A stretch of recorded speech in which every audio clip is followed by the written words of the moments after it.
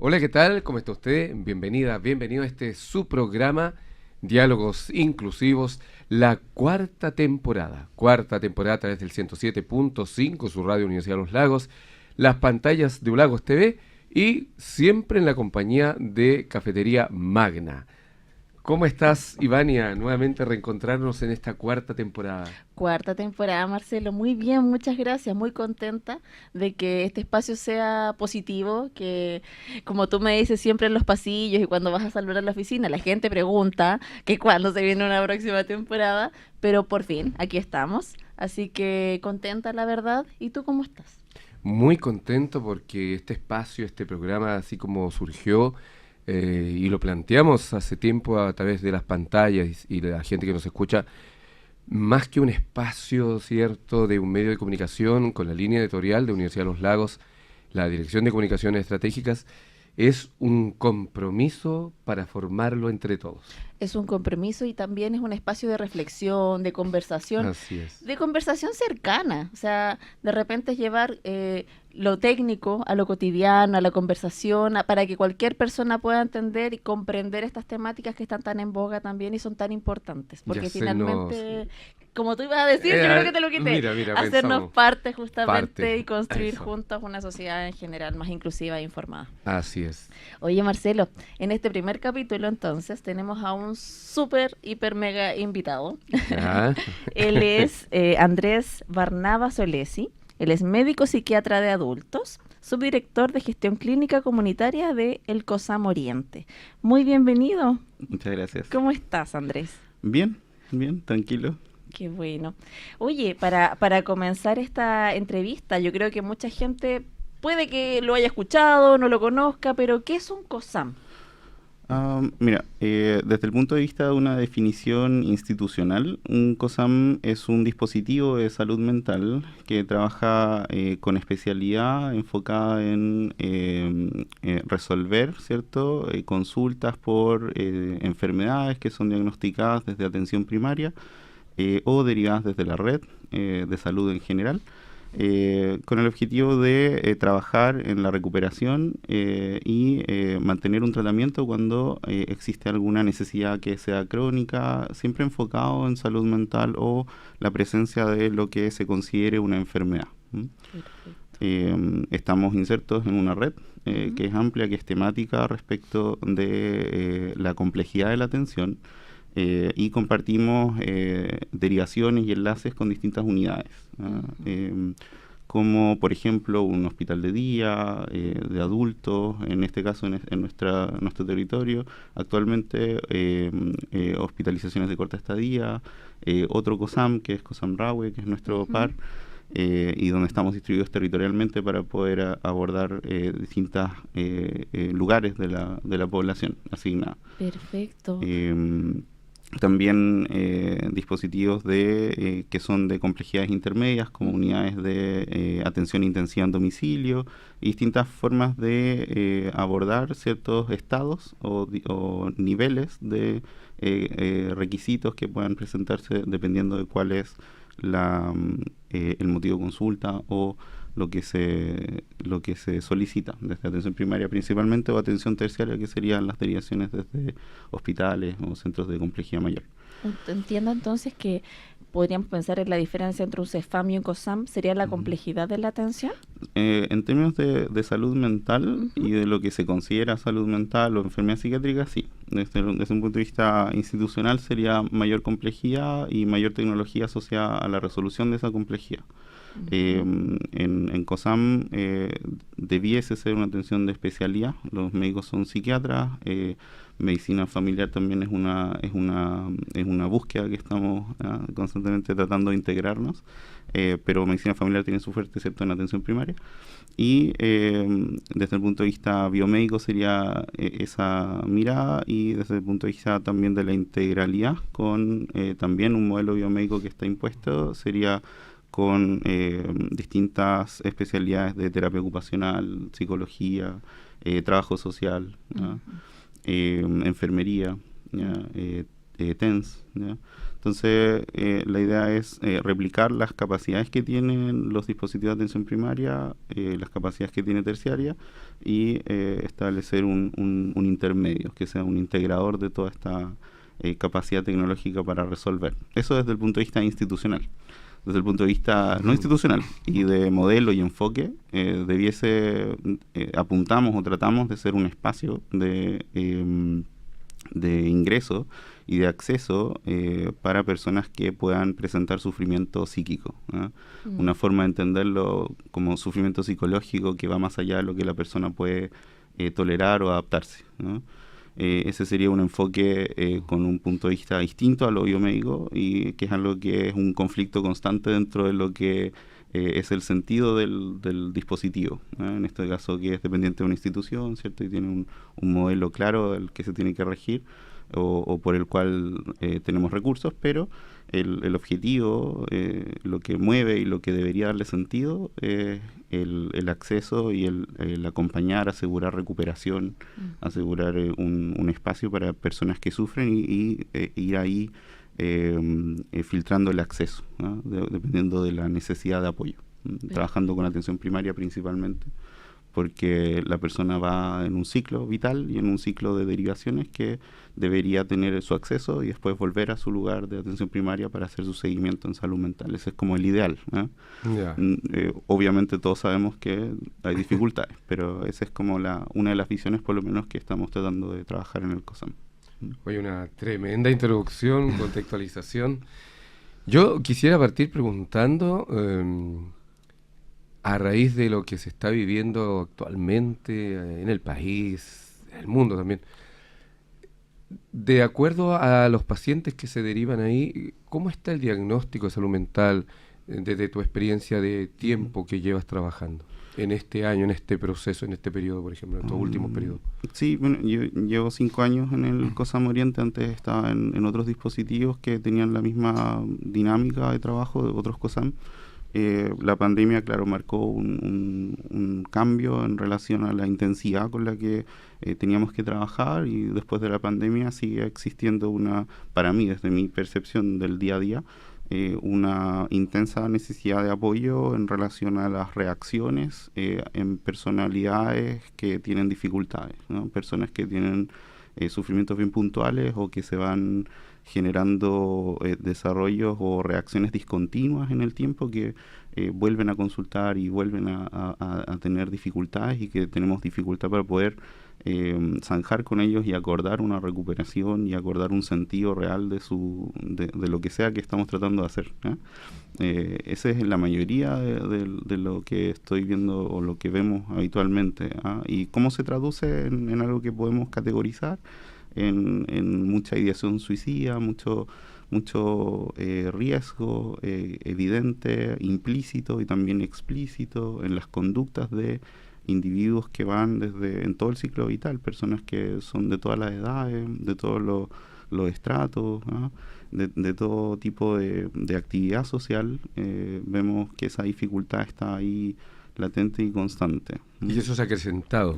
Mira, para mí, por ejemplo, desde que entraste hasta ahora, al COSAM. En términos como de la complejidad y la frecuencia, yo diría que sí, ¿no? En términos como estadísticos y numéricos no se ve un cambio. Yo creo que lo que se ve es que somos más capaces de pesquisar de forma más temprana los eventos, y el resultado es que nos damos cuenta de que nos falta tiempo, espacio para poder actuar. Creo que esa podría ser una aproximación más honesta, más realista, porque en el mundo las tendencias con las políticas públicas que se han establecido se supone van en disminución, en lo macro. En lo local, tal vez lo que vemos, si es que eso es así, es una mayor capacidad de pesquisa. Y eso es lo que creo que nos ocurre en el día a día. Y eso también nos hace ver que tenemos que cubrir ciertas necesidades, y que tenemos que mejorar la eficiencia de nuestro quehacer. Muy bien, muchas gracias. Oye, Andrés, me gustaría saber cuál es tu opinión respecto, o qué es lo que has visto tú dentro de tu rol, esta reinserción, este volver a la autonomía, este volver a salir un poco de este sufrimiento como las personas que tú atiendes, a volver a la realidad, al trabajo, a su vida cotidiana. ¿Cómo ha sido el retorno a todo esto? ¿A qué se han tenido que enfrentar de vuelta? ¿O hay personas que me imagino que van recién a empezar a insertarse a distintos mundos más sociales en distintos contextos? ¿Cómo lo has visto? ¿Lo preguntas desde la pandemia? No necesariamente, ya, ahora desde tu trabajo, desde el trabajo de repente a veces de la rehabilitación o del tratamiento. Desde el proceso, el trabajo de ingreso y después... Claro. ¿Cómo lo logran? Eso es, o lo que he visto, bueno, básicamente son...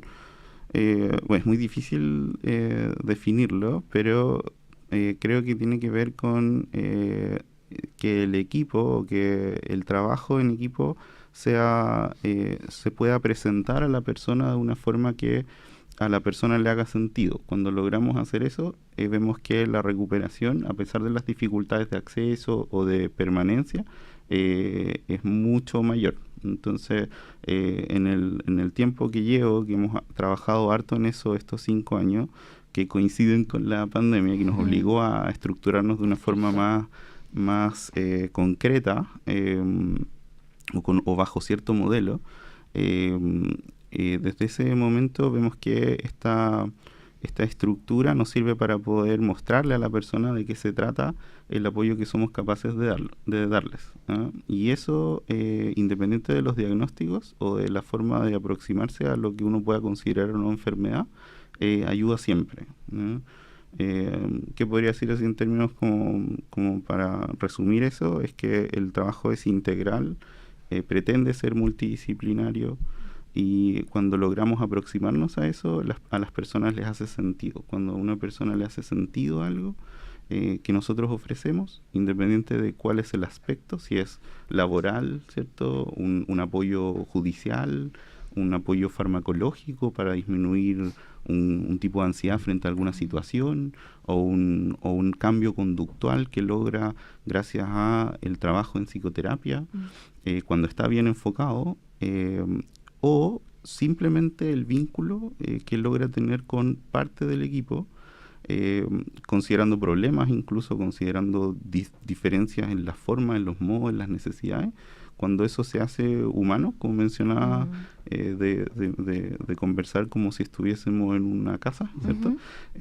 Cuando eso se logra, ahí es donde está el beneficio, y aparece la mejoría o la recuperación, o la mayor capacidad, dependiendo de cuáles son las limitaciones.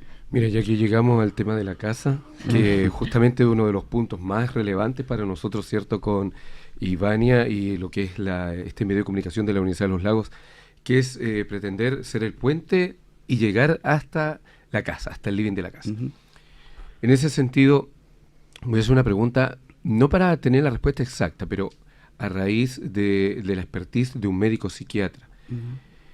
¿Cuándo una persona o hay alguna evidencia que alerte a la persona, si es adulta, o al entorno inmediato familiar o de apego, de que debe acudir a un psiquiatra, o primero debe acudir a un psicólogo, una psicóloga, y de ahí ese profesional lo deriva?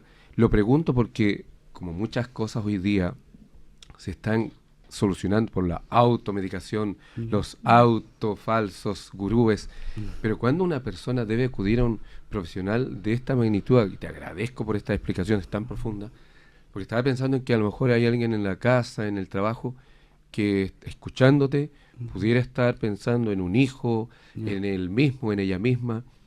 Esa es la pregunta. ¿Cuándo se debe creer que se debe acudir? Desde esa mirada de lo cotidiano y de pesquisar qué es lo que está ocurriendo, yo creo que es bastante fácil y bastante difícil a la vez, en el sentido de que uno puede darse cuenta de que tiene angustia, o que hay alguien que está sufriendo, familiar, amigo, conocido, extraño, que hay alguien que sufre porque ha perdido ciertas capacidades o está cambiando conductas o hay un aspecto que en lo que vemos habitualmente tiene que ver con el consumo de sustancias, por ejemplo, que hay algún cambio que empieza a generar sufrimiento a sí mismo o hacia otros, ¿no? Y esa, como que para todos nosotros es fácil poder darse cuenta debería primero uno también trabajar en entender que es uno el agente de su vida y es uno el que debe hacerse responsable de su estado, ¿ya? Y en eso siempre lo que uno o lo que yo trato de mostrarle a la persona que viene a consultar es en que pueda convencerme de que realmente necesita algún tipo de, por ejemplo, un fármaco, ¿no? Saltamos muy rápido a la necesidad de un fármaco porque nos pasa algo, ¿m? Y nos enfermamos de forma muy fácil, o somos hábiles para decir tengo depresión o tengo angustia, irritabilidad, y sin entender o querer comprender qué es lo que nos ocurre. Y es una alternativa, y no digo que sea el 100%, pero es un porcentaje importante de las personas que consultan que hay una alternativa que es buscar un significado en algo externo como una enfermedad.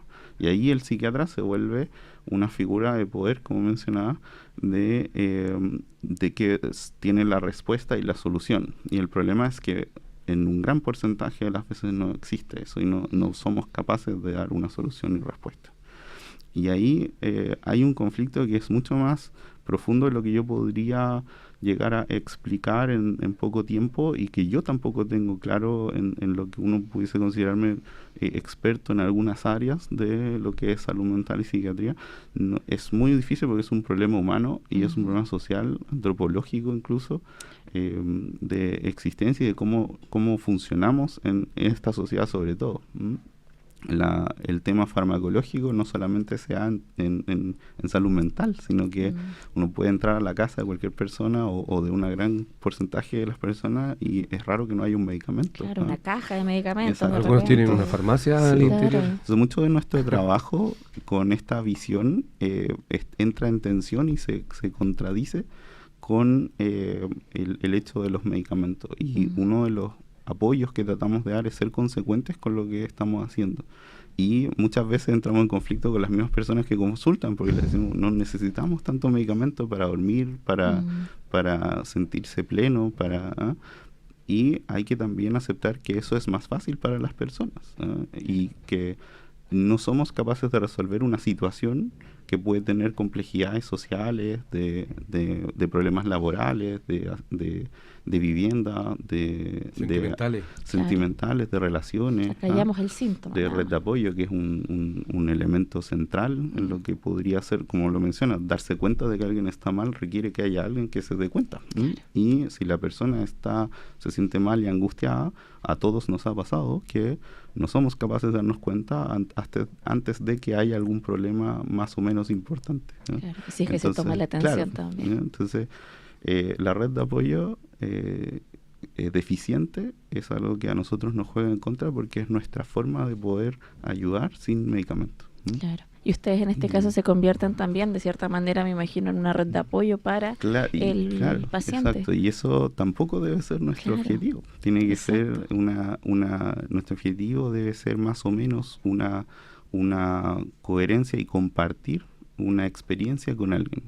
Y esa experiencia de sufrimiento, entender hasta dónde podemos llegar a aliviarla y dónde nuestro quehacer se convierte en una perpetuación de ese sufrimiento tal vez, ¿no? Por ejemplo, con un diagnóstico que pueda ser perpetuado, y así vemos personas que lamentablemente se encuentran desde un punto de vista de lo que queremos lograr institucionalizado y llevan muchos años con nosotros o con los equipos, y eso es una responsabilidad nuestra también. O sea, de no tener esta visión realista, o no sé si realista, o más acabada de lo que las personas, como nosotros mismos, necesitan en relación a lo que se ha definido como una enfermedad o problemas de salud mental.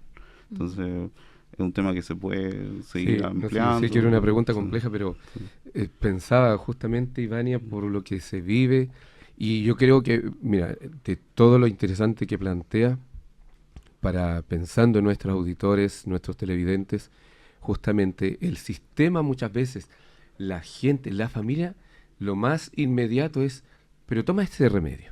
Claro. Ahí está la solución mágica y lo que dices tú yo creo que es vital.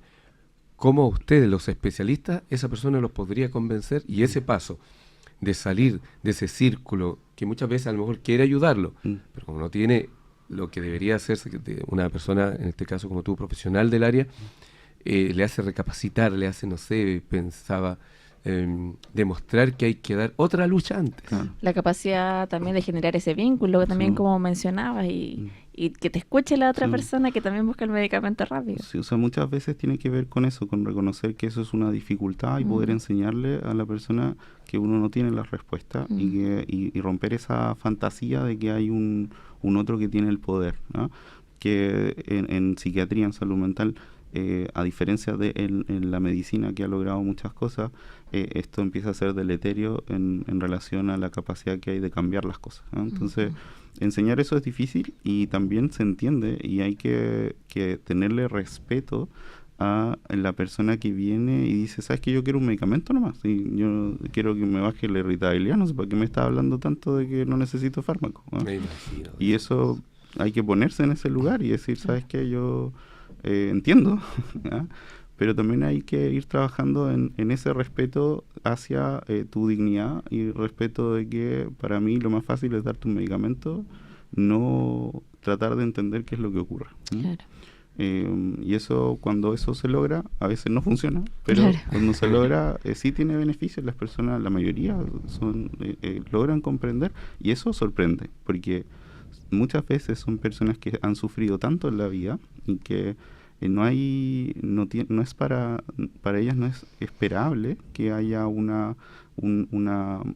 reconocimiento de que ellos no son culpables de lo que les ocurre o en ese sino puntual, sino que son responsables de darse cuenta y de tomarse y de valorarse, ¿no? Así es. Eso, vínculo, ¿no? Oye, Claro. podríamos seguir hablando, pero mucho tiempo más. Yo creo que estamos en la hora. me Ay, parece. déjame una Sí, preguntita más, Marcelo, supuesto, que por la supuesto. tengo ahí pendiente. Dele nomás, no, yo decía porque así como estamos, capaz que se nos pase el día. Y No, quiero sí es verdad. Pero yo sé que nuestros auditores y auditoras televidentes están ahí, pero absorbiendo esto porque es prácticamente una consulta a través de un medio, Exactamente. una orientación. Aquí este programa hemos tenido diferentes tipos de entrevistados y el foco acá es poder también conversar de este tipo de temas, de poder salir un poco de algunas dudas o de algunos prejuicios. Hablamos mucho de lo que es discapacidad, teniendo en consideración el concepto de discapacidad como de repente un diagnóstico que puede ser vinculado a lo que es la salud mental, que se conjuga también con ciertas barreras que presenta el entorno de distintos tipos. A nivel, por ejemplo, de manera actitudinal, el comportamiento de las personas, el prejuicio, el maltrato, ese tipo de cosas. Cuando existen esas dos cosas, existe esta barrera de participación y en igualdad de condiciones. A eso llamamos discapacidad. Respecto a este concepto, me gustaría saber qué barreras en distintos, no sé, contextos en general, qué barreras identificas tú, o qué mitos, qué prejuicios has identificado tú respecto a lo que es salud mental. Y la visión de una dificultad en ese sentido. ¿Sí? Claro. Bueno, hay varias barreras que son externas, que tienen que ver con la visión de la sociedad frente a un diagnóstico o una apreciación de un problema. Y la barrera interna, que es más o menos en parte lo que les mencionaba antes, que tiene que ver con la visión de la persona y la vivencia del sufrimiento y cómo hay una palabra que es bien decir que se refleja a la persona o se le da un nombre a eso, ¿no? Entonces, yo creo que esa tiene que ver efectivamente con los prejuicios y con la estigmatización asociada a incluso la buena intención que hay detrás de poder categorizar y poder darle nombre a las cosas. Cuando uno habla de una enfermedad grave, hay que tener mucho cuidado de poder respetar cuál es la visión de la persona en ese sentido. Exacto. Y no se hace siempre por distintas disposiciones, ¿cierto?, de estructura y cosas de ese estilo, y de poder hacer un trabajo que sea replicable y que sea transmitible. Eso por un lado es una de las barreras que tenemos porque estamos, como mencioné antes, en un modelo, ¿cierto? Y estamos a la vez en otro modelo que siempre están en pugna y en tensión. Que se nutren uno del otro. Esa es una de las barreras. Y la otra es la de las definiciones, diría yo, de estas como de lo que se va a hacer en relación a un tratamiento y a un apoyo. ¿Cómo se va a ver? Si yo me enfoco en una discapacidad o me voy a enfocar en una autonomía y en la capacidad que tengo y en las cosas que sí puedo entregar.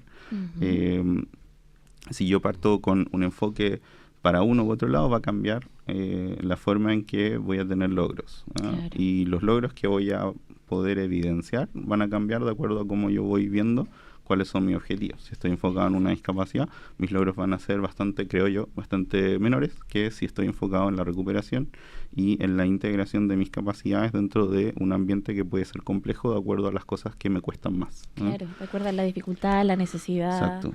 Mucho de eso también deriva en las definiciones de enfermedad, entonces hay que tener cuidado de hasta dónde tenemos cierto resguardo o cierto argumento respecto de qué estamos diciendo. Y la verdad es que no hay mucho, ¿no? Dentro de todo, a pesar de que se ha avanzado harto en la parte médica de psiquiatría y en aspectos conductuales y en capacidades, las definiciones tienen un gran problema de fondo que tiene que ver con otro tema que es súper amplio, que también es muy complejo de aceptar, que tiene que ver con que lo que decimos que son diagnósticos pueden no serlo y que hay que cuestionarlos, ¿no? Vamos a hacer otro programa contigo. Por la importancia de los temas y varias. Sí, totalmente.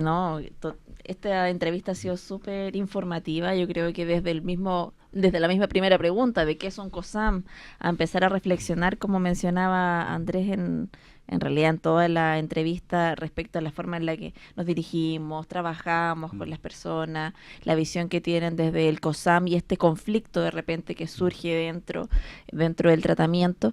Creo que ha sido súper interesante, ¿no, Marcelo? Sí, no, sin duda agradecer, primero que todo agradecer también, Ivania, la disposición de Andrés. Totalmente. Porque no siempre es fácil tener una persona especialista en estos temas que quiera comunicarlos, que quiera expresarlos a través Y primera entrevista, como nos mencionaba ahí ¿verdad? Fuera de cámara. Sí, tuvimos la primicia, primera entrevista que concede, y nosotros en Diálogo Inclusivo acá tuvimos el privilegio y me imagino ustedes también. Solo Muchas antes gracias. de irnos, pero se me ocurría, ¿cómo hacer para que una persona que esté escuchando, que está viendo, derive este COSAM, tiene que ir primero a la otra atención?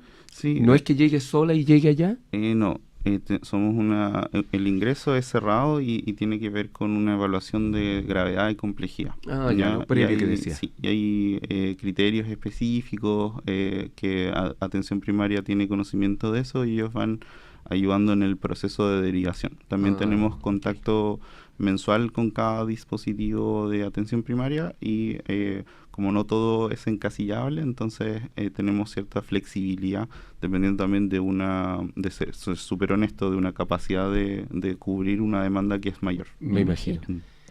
Ivania.